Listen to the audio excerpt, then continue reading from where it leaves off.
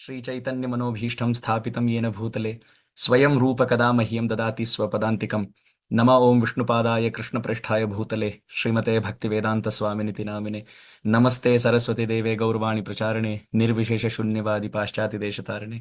जय श्री कृष्ण चैतन्य प्रभु नित्यानंद श्री अद्वैत गदाधर श्रीवासादि गौर भक्तवृंद। हरे कृष्ण कृष्ण कृष्ण हरे हरे, हरे राम राम राम हरे हरे।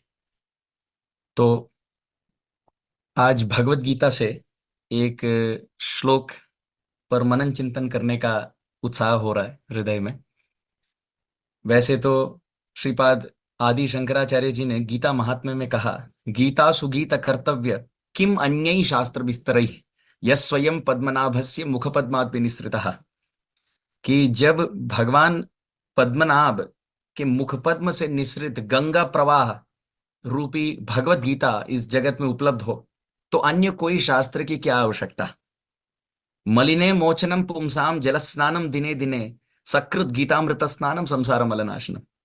जिस प्रकार शरीर की मलिनता को, शरीर की गंदगी को साबुन और जल के प्रयोग से दैनिक स्नान से स्वच्छ किया जाता है, पवित्र किया जाता है, उसी प्रकार मन की मलिनता को गीता के श्लोक रूपी गंगा में गोते लगाकर उसके अर्थ अमृत में पूर्णतया तल्लीन होकर व्यक्ति स्नापित होकर स्नान करके अभिषिक्त होकर मन के चित्त के धूल गंदगी को पूर्णतया निकाल सकता है।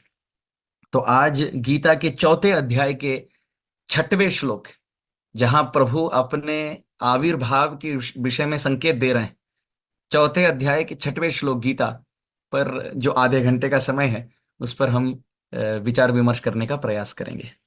तो पहले श्लोक उद्धृत कर लेते हैं। अजोपि सन अव्ययात्मा भूतानाम ईश्वरोपि सन प्रकृतिम स्वाम अधिष्ठाय संभवाम्यात्म मायया। बहुत सुंदर श्लोक है, आप सब भी दोहराएं। स्थाने स्थिता, जिस प्रांत, जिस शहर, जिस देश से हम सब मिल रहे हैं वहीं से, वही कमरे में जोर से एक बार उच्चारण करें। अजोपि सन अव्ययात्मा भूतानाम ईश्वरोपि सन प्रकृतिम स्वाम अधिष्ठाय संभवामि आत्म मायया। पहले इस श्लोक के विषय में एक एक शब्द जान लेंगे। भगवान कृष्णचंद्र कह रहे हैं, ये भगवान श्री भगवान उवाच है अर्जुन जी से, अजह अपि, हे अर्जुन मैं अजन्मा हूं, मानो जन्म नहीं है। और दूसरी बात, अव्यय आत्मा, न व्यय इति अव्यय, मानो जिसके शरीर में कहीं व्याधिग्रस्त नहीं होता, शरीर रोगीग्रस्त नहीं होता, कभी व्यक्ति वयोवृद्ध नहीं होता, कभी व्यक्ति मृत्यु को प्राप्त नहीं करता, ऐसा व्यक्ति का शरीर अव्यय है। मानो अजोपी से संकेत है मेरा जन्म नहीं है, और अव्ययात्मा से संकेत है कि मेरी मृत्यु नहीं है। ये भगवान पहले पंक्ति में कह रहे हैं, अजोपि सन अव्ययात्मा, न जन्म लेता हूं न मरण को प्राप्त करता हूं।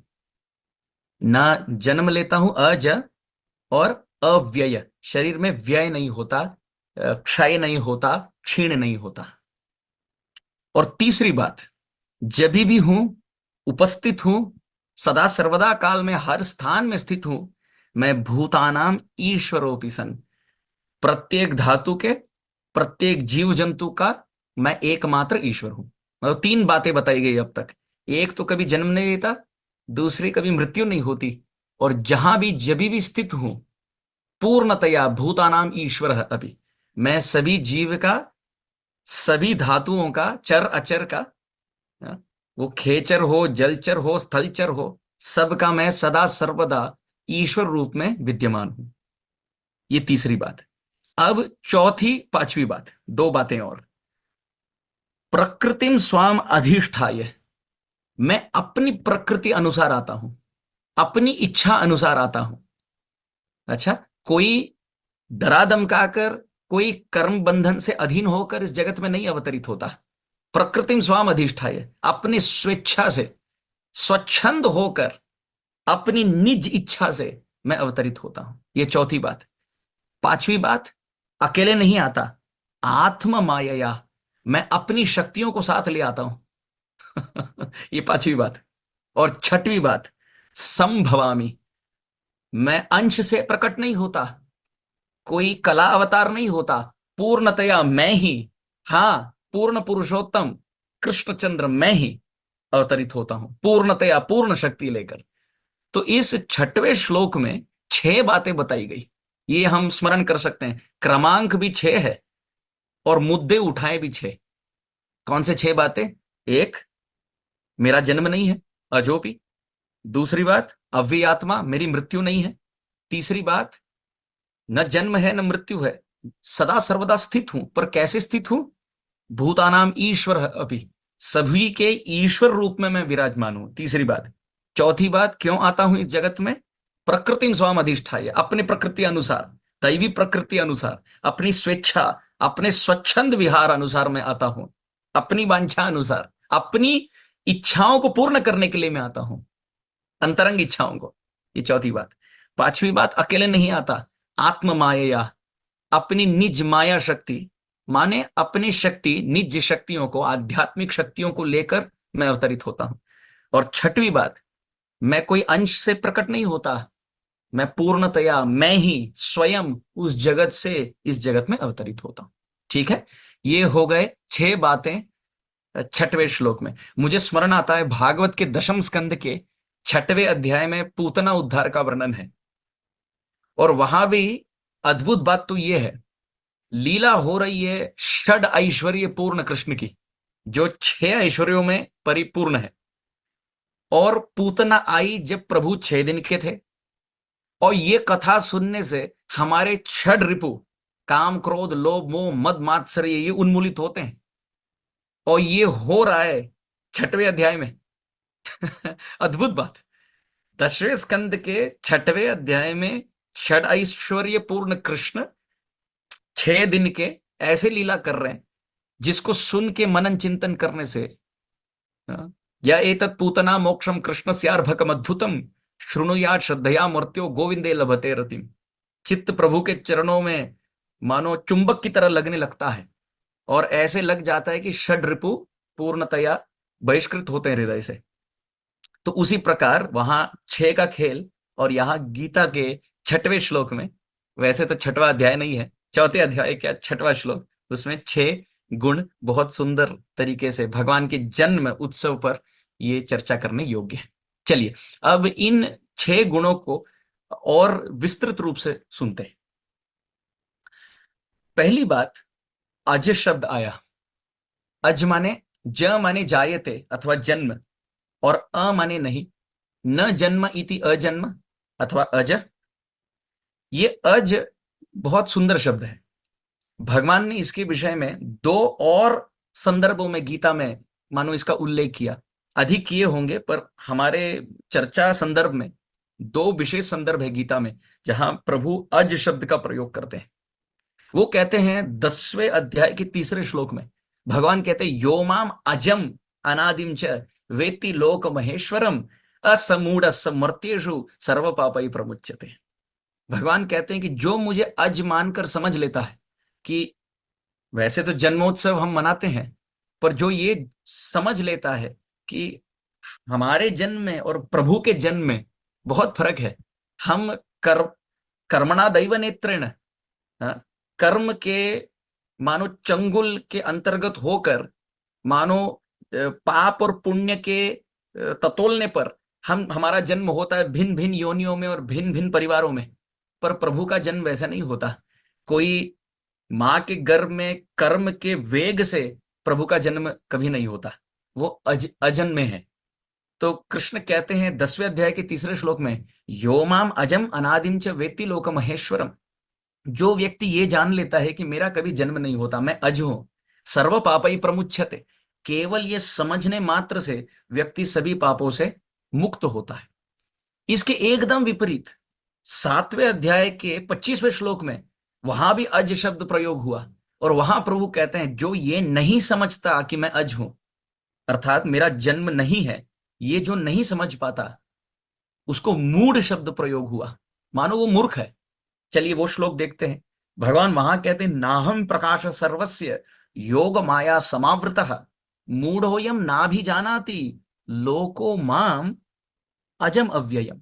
जो मुझे अज नहीं मानता, ये मानता है कि अरे इसका तो जन्म हुआ, गोकुल महावन में हो अथवा मथुरा के कारागृह में हो, जो ये मानता है कि भगवान का जन्म हुआ, हमारा भी जन्म होता है भाई, उनका भी जन्म हुआ, और उनने हम में क्या भेद। जब ये प्रवृत्ति होती है, भगवान कहते हैं मूढ़ोयम ना भी जाना थी, ऐसा व्यक्ति मूर्ख है। तो 10वें अध्याय में कहते हैं जो जानता है कि मेरा जन्म नहीं है, सर्व पाप ही प्रमुच्यते, सभी पापों से मानो मुक्त हो जाता है, सभी पाप भस्म हो जाते हैं। और 7वें अध्याय में प्रभु कहते हैं कि जो ये नहीं मानता और सोचता है कि मेरा जन्म है, ऐसा व्यक्ति मूढ़ है। चलिए, ये तो अजोपी के लिए। अब अगला हमारे श्लोक में अगले शब्द जो प्रभु प्रयोग करते हैं, अव्यय। अव्यय माने जिनकी मृत्यु नहीं होती, व्यय नहीं होता, जिनका शरीर कभी परिवर्तित नहीं होता। चलिए, इसके भी दो सुंदर संदर्भ हैं गीता में जहां प्रभु अव्यय शब्द का प्रयोग करते हैं। एक ये जानने में कि भगवान अव्यय है, और एक ये न पहचानने में कि भगवान अव्यय है। चलिए देखिए, एक तो 9वें अध्याय का 13वां श्लोक, महात्मानस्तु माम पार्थ दैवीं प्रकृतिम आश्रिता भजन्ति अनन्य मनसो ज्ञात्वा भूतादिम अव्ययम। बहुत सुंदर।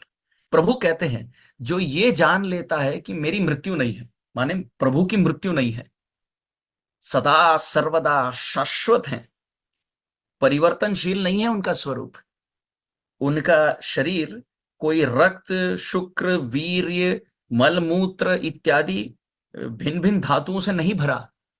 उनका शरीर तो सच्चिदानंद विग्रह है, काल के अधीन नहीं, काल के परे है। ना उनको कभी रोग होता है, ना कभी व्याधिग्रस्त होते हैं, ना कभी बूढ़े होते हैं। इसलिए तो कोई भी चित्र में हम ये नहीं देखेंगे कि प्रभु की दाढ़ी या मूछ या कभी घुटने में दर्द या पीठ में दर्द, ऐसे कभी चित्रकारी कभी नहीं होगी। क्यों? क्योंकि आद्यम पुराण पुरुषम, पुराणों में पुरुष आद्य पुरुष होकर भी नव यौवनम च, सदा सर्वदा नित्य नव नवाय मानम स्वरूप में विराजमान प्रभु हैं।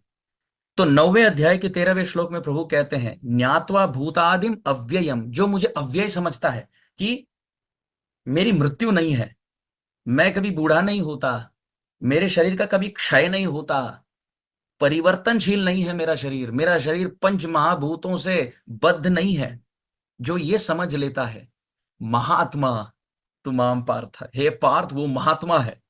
क्यों? क्योंकि मुझे शाश्वत सत्य, परम सत्य मानकर भजंती अनन्य मनसः, अनन्य भाव से मुझे भजता है, और ऐसा व्यक्ति महात्मा कहलाता है। और इसके एकदम विपरीत प्रभु कहते हैं 7वें अध्याय के 24वें श्लोक में, जो मुझे अव्ययी नहीं पहचान पाता, जो मुझे ये नहीं पहचानता कि मेरी मृत्यु नहीं है, जो ये सोचता है कि अरे कृष्ण की भी मृत्यु हुई थी, कृष्ण भी जन्मा था, कृष्ण एक महापुरुष था पर भगवान नहीं, जो ऐसे मानते हैं उनके लिए देखिए प्रभु प्रभु भगवान क्या चुनौती देते हैं गीता में। वो कहते हैं अव्यक्तम व्यक्तिमापन्नम मन्यन्ते माम अबुद्धय परम भावम अजानन्तो मम अव्ययम अनुत्तमम, ममाव्ययम अनुत्तमम।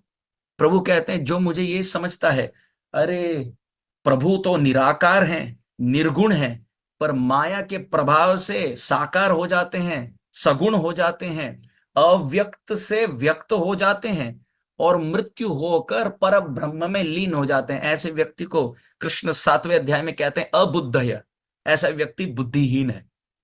क्यों? परम भावम अजानंत, वो नहीं जानता कि मैं अव्यय हूं। इतनी सुंदर बात। तो अज के लिए दो प्रमाण, अव्यय के लिए दो प्रमाण। चलिए, अजोपि सन अव्ययात्मा, चलो प्रभु जन्म नहीं लेते, प्रभु का निधन नहीं होता, स्वर्गवास नहीं होता, तो और इसके बीच में प्रभु अणुआत्मा नहीं है। तीसरी बात क्या है? भूतानाम ईश्वरोपि सन, वो ईश्वर है। चलिए, तो तीसरा शब्द हमारे श्लोक में है ईश्वर, और इसके भी दो संदर्भ हैं। एक तो बहुत प्रसिद्ध श्लोक है गीता का, 5वें अध्याय का 29वां श्लोक, जिसको हम इस्कॉन में पीस फॉर्मूला कहकर श्रील प्रभुपाद जी ने कॉइन किया था ये टर्म, पीस फॉर्मूला, मानो विश्व शांति का एकमात्र रहस्य श्लोक, रहस्यमय श्लोक। भोक्तारम यज्ञ तपसाम सर्वलोक महा ईश्वरम, ईश्वर शब्द आया, भोक्तारम यज्ञ तपसाम सर्वलोक महेश्वरम सुहृदम सर्वभूतानाम ज्ञात्वा माम शांति मृच्छति। प्रभु कहते हैं जो मुझे सभी लोगों का एकमात्र महेश्वर जानता है, ईश्वर जान लेता है, सर्वेश्वर जान लेता है, ये जान लेता है कि मैं सभी जीवों के लिए सर्वभूतात्मा, और सर्वभूतानाम केवल मानव जाति के लिए नहीं, केवल हिंदुओं के लिए नहीं, केवल भारतवासियों के लिए नहीं, केवल पुरुष शरीरधारियों के लिए नहीं, सभी के लिए सर्वभूतात्मा। और प्रभु बारंबार ये शब्द प्रयोग करते हैं, अहम आत्मा गुड़ाकेश सर्वभूताश्रय स्थिता, अहम आदिश्च मध्यम च भूतानाम अंतएव च, सर्वभूतात्मा अथवा सर्वभूतानाम। फिर कहते हैं सर्वस्य चाहम हृदि सन्निविष्टः। फिर कहते हैं ईश्वर सर्वभूतानाम हृदयेश अर्जुन तिष्ठति। हे अर्जुन, मैं सबके लिए सुहृद हूं, सबका मैं मित्र हूं, मैं सभी लोगों का एकमात्र पालक रक्षक हूं, महेश्वर सर्वेश्वर ईश्वर रूप में विद्यमान हूं, और मैं स्थित हूं सबके चित्त में सुहृद के रूप में। जो ये जान लेता है, हे अर्जुन, शांतिम रिच्छति, परम शांति को प्राप्त करता है। तो ईश्वरता या प्रभु के ऐश्वर्य के विषय में यह पहला संदर्भ हुआ। अब दूसरा प्रमाण, जो ये नहीं समझ पाते हैं कि प्रभु ईश्वर हैं, इनके लिए प्रभु 9वें अध्याय के 11वें श्लोक गीता में कहते हैं, अवजानन्ति माम मूढ़ा मानुषीं तनुमाश्रितम परम भावम अजानन्तो मम भूत महेश्वरम। वहां सर्वभूत महेश्वर सर्वलोक महेश्वरम, यहां मम भूत महेश्वरम। प्रभु कहते हैं 9वें अध्याय के 11वें श्लोक में, जो ये नहीं पहचान पाता कि मैं सबका ईश्वर हूं, और ये सोच लेता है कि मैं कोई मानव मनुष्य शरीरधारी व्यक्ति हूं, मूढ़, उसको मूर्ख शब्द प्रयोग हुआ गीता में। तो जो जान लेता है कि प्रभु अजन्मे हैं, सर्व पापै प्रमुच्यते, वो सभी पापों से मुक्त हो जाते हैं। जो ये नहीं समझ पाते, प्रभु उनके लिए मूढ़ शब्द प्रयोग करते हैं। अच्छा, फिर जो समझ पाते हैं कि प्रभु अव्यय हैं, मृत्यु को प्राप्त नहीं करते हैं, उनके लिए प्रभु कहते हैं महात्मा है क्योंकि वो भजन करते हैं। अच्छा, फिर जो ये नहीं समझ पाते हैं, प्रभु उनके लिए कहते हैं अबुद्धय, मूर्ख हैं फिर प्रभु ईश्वरता या ऐश्वर्य के विषय में कहते हैं, जो ये समझ पाते हैं कि मैं ईश्वर हूं, परम शांति को प्राप्त करेगा। और फिर प्रभु कहते हैं, जो ये नहीं समझ पाता कि मैं परम ईश्वर हूं, वो मूढ़ा। तो ये तीन बातों के लिए दो दो प्रमाण से ये निश्चित तौर से छाती ठोक कर हम ये बात कह सकते हैं, गीता के केवल एक श्लोक के प्रमाण से, कि प्रभु न जन्म लेते हैं, न तिरोभावित होते हैं, अथवा न मृत्यु को निधन प्राप्त करते हैं, देहांत नहीं होता, और बीच में भी स्थित अवस्था में, पूर्णतया अवस्था में ऐश्वर्य, माधुर्य, सौंदर्य, वात्सल्य, पूर्ण समृद्धि, सभी शक्ति से सुसज्जित विभूषित प्रभु का निज स्थान है, अद्वितीय स्थान। फिर प्रभु कहते हैं अजोपिसन अव्ययात्मा भूतानाम ईश्वरोपिसन। तीन बातें हो गई, अब बाकी की तीन बातों पर गौर दे। फिर कहते हैं प्रकृतिम स्वाम अधिष्ठाय संभवामी आत्म माया। चलिए, संभवामी आत्म माया से बढ़कर आत्म माया, इस शब्द पर गौर दें। ये आत्म माया है क्या? तो पहली बात, प्रकृतिम स्वाम अधिष्ठाय, ये प्रकृति शब्द और आत्म माया, ये विशेष संकेत करता है प्रभु के अंतरंग शक्तियों का। जो यदि राम है शक्तिमान, तो शक्ति है सीता देवी। यदि शक्तिमान विष्णु है, तो शक्ति है लक्ष्मी। यदि शक्तिमान कृष्ण है, तो शक्ति है श्रीमती राधिका। और द्वारिका लीला का यदि वर्णन करें, तो यदि कृष्ण शक्तिमान, तो रुक्मिणी देवी शक्ति। इस प्रकार शक्ति शक्ति मतयोर अभेदः, शक्ति मानो प्रभु की निज शक्ति, और शक्तिमान प्रभु, ये अभेद है। राधा पूर्ण शक्ति, कृष्ण पूर्ण शक्तिमान, दुई वस्तु भेद नहीं शास्त्रे प्रमाण। चैतन्य चरितामृत में वर्णन है, जैसे दूध से जो श्वेत वर्णीय गुण है, द वाइटनेस, दूध का जो रंग है, श्वेत वर्ण है, इसको भिन्न हटा नहीं सकते।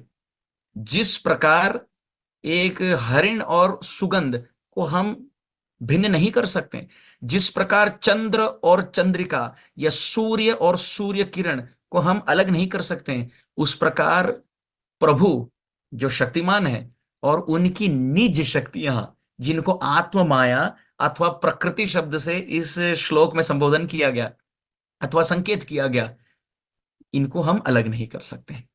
उदाहरण के लिए कह सकते हैं, अध्यात्म रामायण में, अध्यात्म रामायण के बाल कांड में के पहले अध्याय के 33वें श्लोक से लेकर 43वें श्लोक तक, लगभग 10-11 श्लोक में वर्णन आता है। सीता देवी कहती है कि रावण की मृत्यु, रावण को पराजय प्राप्त कराना, ये राम ने नहीं, ये हमने किया। सीता देवी कहती है, राम ने नहीं हराया रावण को, रावण को पराजित हमने किया। तो कोई कह सकता है सीता देवी ने भला कैसे किया?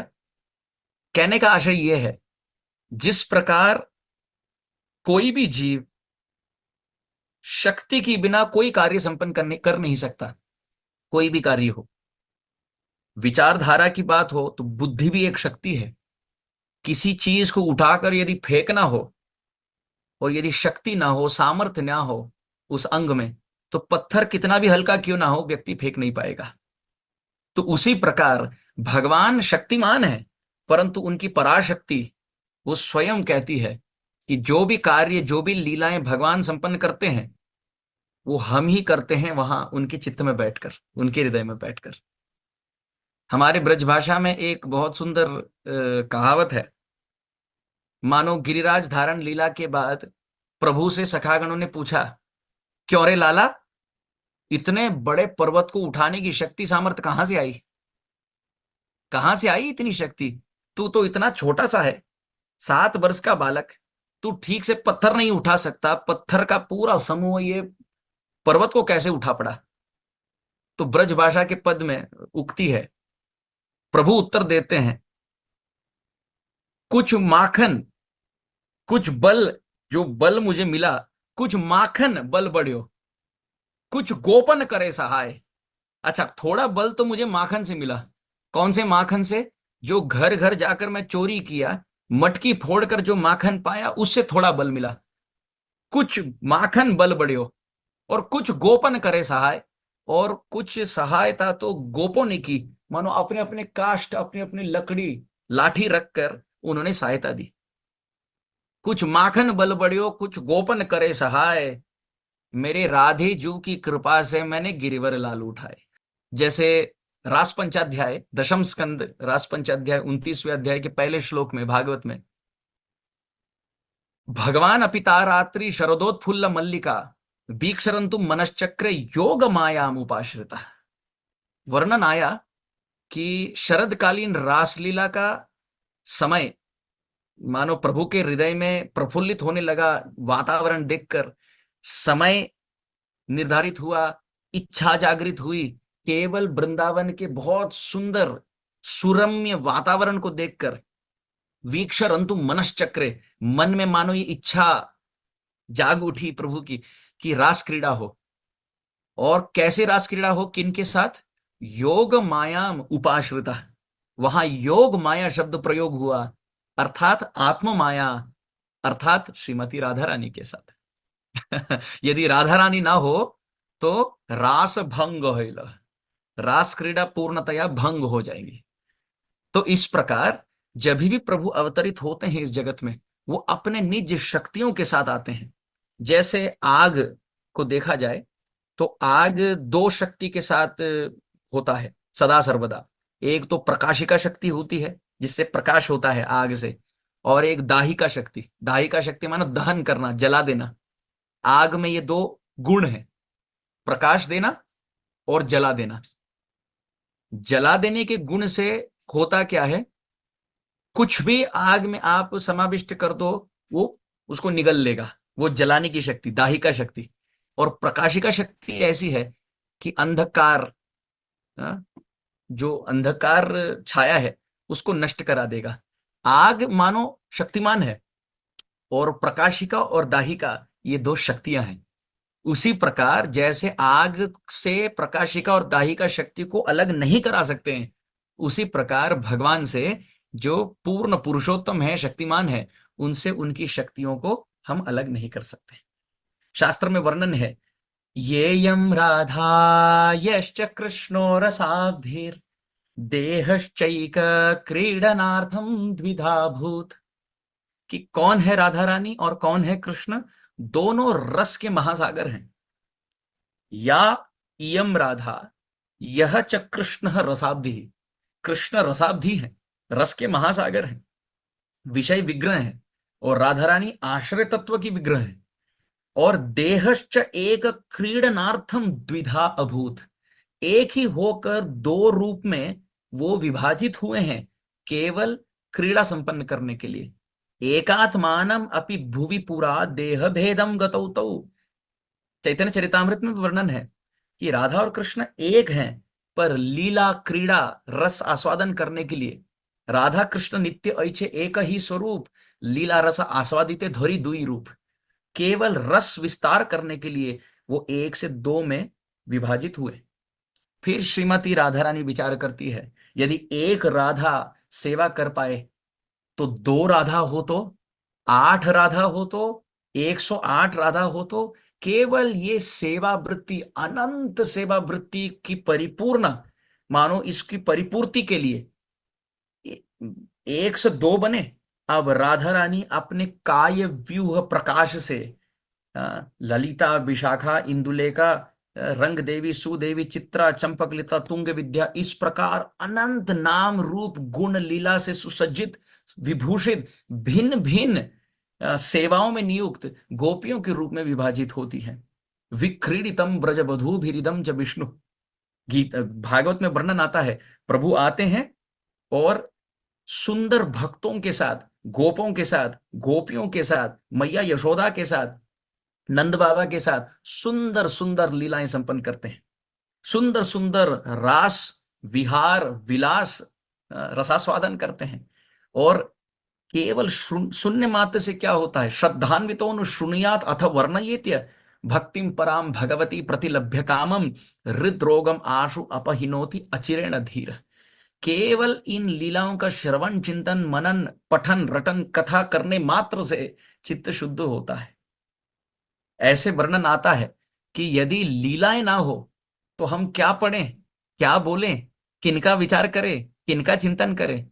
इसलिए धन्य है, प्रभु इस जगत में आते हैं, अपने भक्तों को साथ ले आते हैं और स्वेच्छा से आते हैं। तो 6 बातों में 3 बातें पहले बताएं कि अजन्मे हैं, मृत्यु प्राप्त नहीं करते हैं, ईश्वर हैं। फिर आत्म माया पे विस्तार हुआ कि अपने भक्तों को साथ ले आते हैं, राधा रानी और गोपियों को साथ ले आते हैं, गोप ग्वाल बालों को साथ ले आते हैं, नित्य सिद्ध परिकर को साथ ले आते हैं। अब 5वीं बात, प्रकृतिम स्वाम अधिष्ठाय। क्यों आते हैं? हाँ? संभवामी, हम जानते हैं प्रभु आते हैं, पर क्यों आते हैं इसके विषय में विस्तार ऐसा है।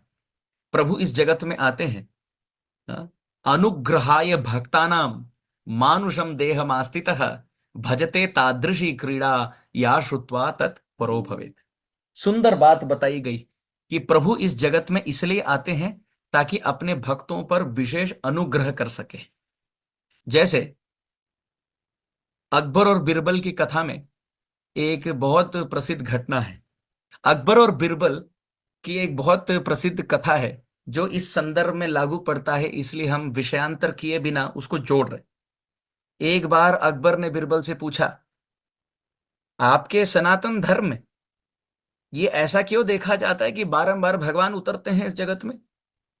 कोई अपने पार्षद को भेज सकते हैं, कोई दास को भेज सकते हैं, कोई आचार्य को भेज सकते हैं, बारंबार अवतार होता है, भला ये क्यों?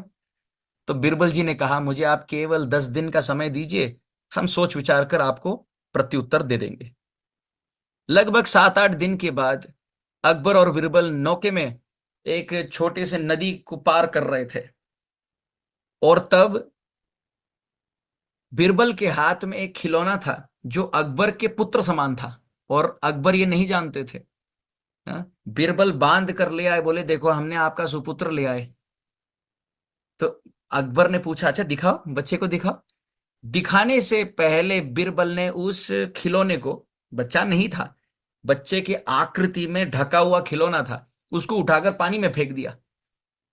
अब बिरबल के इस कार्यकलाप को देखकर अकबर बड़े क्रोधित हुए, बोले मेरे बच्चे को तुमने पानी में फेंक दिया। बिना सोच विचार करके अकबर छलांग लगाए नौके से, पानी में छलांग लगाकर तैर कर गए और हाथ में एक खिलौना लगा और मुस्कुराकर बीरबल से पूछने लगे, अरे कैसा मजाक है ये, खिलौना फेंकने का ये कोई मतलब समय है?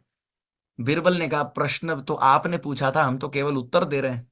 आपने प्रश्न पूछा कि आपके भगवान बारंबार क्यों उतरते हैं, हमारा प्रत्युत्तर ये है, आपके बच्चे को पानी में देखकर आपने सैनिक को क्यों नहीं भेजा, आपने कोई दास को या कोई मंत्री को क्यों नहीं भेजा? आप हमको कह लेते, हम तैर कर ले आते, आप स्वयं क्यों गए? तो अकबर ने कहा, क्योंकि मेरा मेरे बच्चे के प्रति प्रेम की डोरी है, प्रेम के वशीभूत हूं, प्रेम का संबंध है, इसलिए बच्चे के लिए मैं किन्हीं और को क्यों भेजूं, मैं स्वयं जाता हूं। बिरबल ने कहा, आपने आपके मुख से आप ही के प्रश्न का उत्तर आप दे चुके। भगवान सभी जीवों से प्रेम करते हैं और सबको दुख के नदी में नहीं महासागर में डूबते हुए देखकर उनका हृदय द्रवीभूत होकर स्वयं भगवान किसी को भेजते नहीं। वैसे तो भेजते भी हैं, परंतु बारंबार संभवामी युगे युगे, हर युग में स्वयं अवतरित होते हैं और अपने निज भक्तों को, निज जीव बद्ध जीवों को अपने हाथों से, गीता में प्रभु कहते हैं कि मैं स्वयं जीव की रक्षा करता हूं अपने हाथों से। हाँ, दुख के महासागर से मैं स्वयं तरता हूं जीव को। तो ये प्रभु जगत में आते हैं अनुग्रहाय भक्तानां मानुषम देहमास्थितः, केवल अनुग्रह करने के लिए। इसलिए यदि आप श्लोक का क्रम भी देखें गीता में, पहले परित्राणा या साधुनाम कहते हैं और फिर कहते हैं विनाशाय च दुष्कृताम। ये नहीं कहते कि मैं दुष्ट दमन के लिए आता हूं, वो कहते हैं मैं तो अपने भक्तों से प्रेम प्रीति के आदान प्रदान के लिए आता हूं।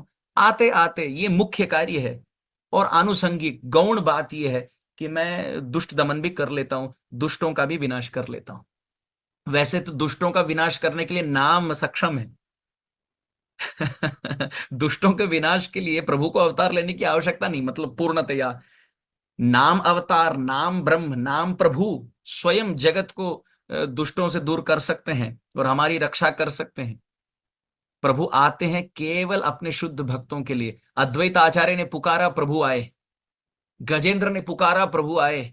द्रौपदी ने पुकारा, प्रभु आए।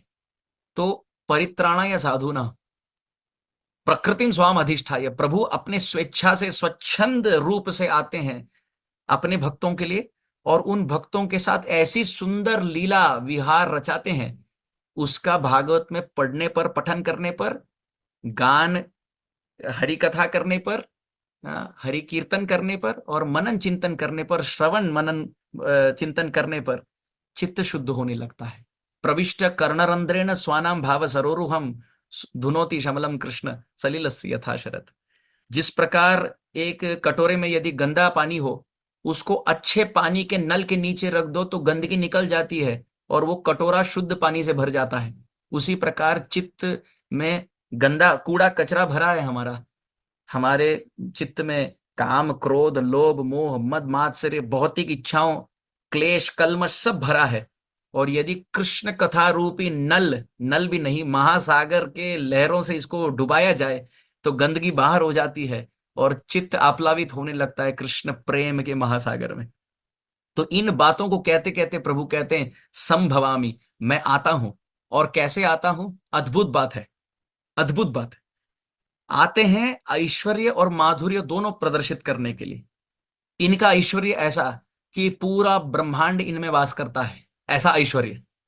और इनकी माधुर्य ऐसी, पूरे ब्रह्मांड को वास देते हैं, पूरे ब्रह्मांड को उठा लेते हैं अनंत रूप में, वराह रूप में उठा लेते हैं।